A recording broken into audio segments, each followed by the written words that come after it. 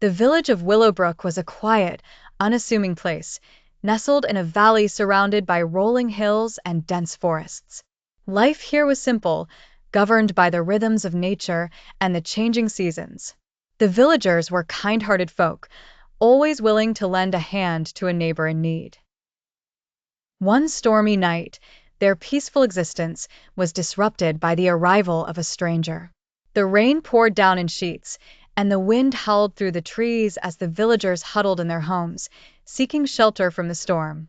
It was then that a knock came at the door of the village inn. The innkeeper, Thomas, opened the door to find a figure standing in the rain, soaked to the bone.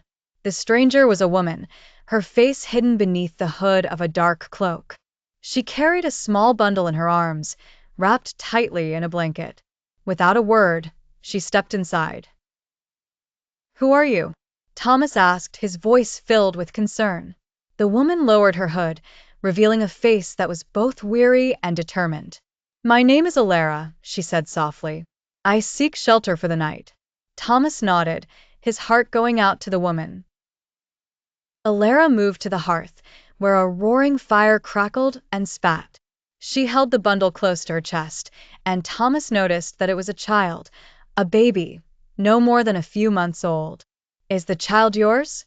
Thomas asked gently. Alara shook her head. "No. I found her abandoned on the road. I couldn't leave her to the mercy of the storm."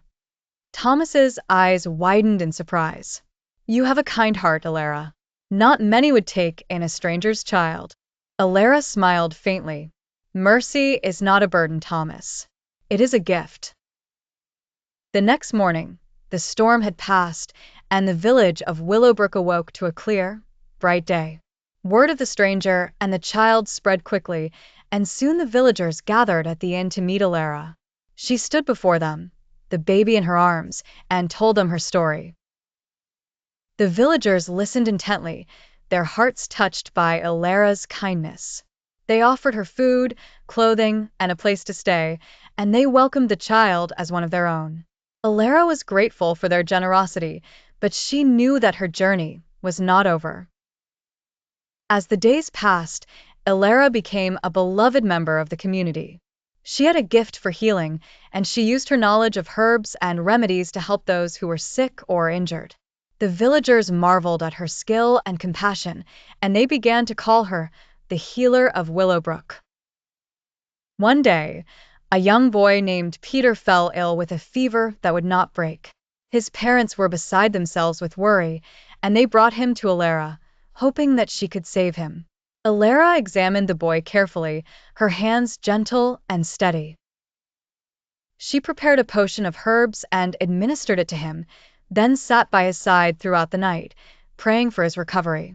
By morning, the fever had broken, and Peter was on the mend. His parents wept with gratitude, and they thanked Alara for her kindness. Despite the warmth and kindness of the villagers, Alara could not shake the feeling that her past was catching up to her. She had left her old life behind for a reason, and she knew that it was only a matter of time before it found her again. One evening, as she sat by the fire in the inn, she heard a voice that sent a chill down her spine. "Alara," the voice said, low and menacing. "You cannot run forever."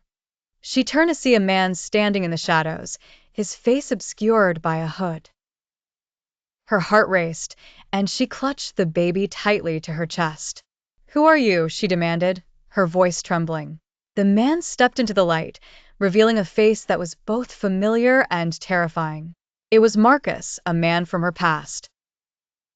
The next morning, Alara gathered the villagers in the town square.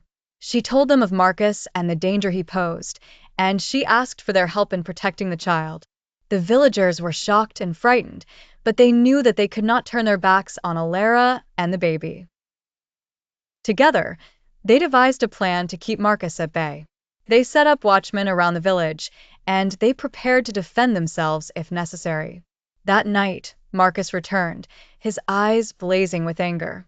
He demanded that Alara hand over the child, but she stood her ground.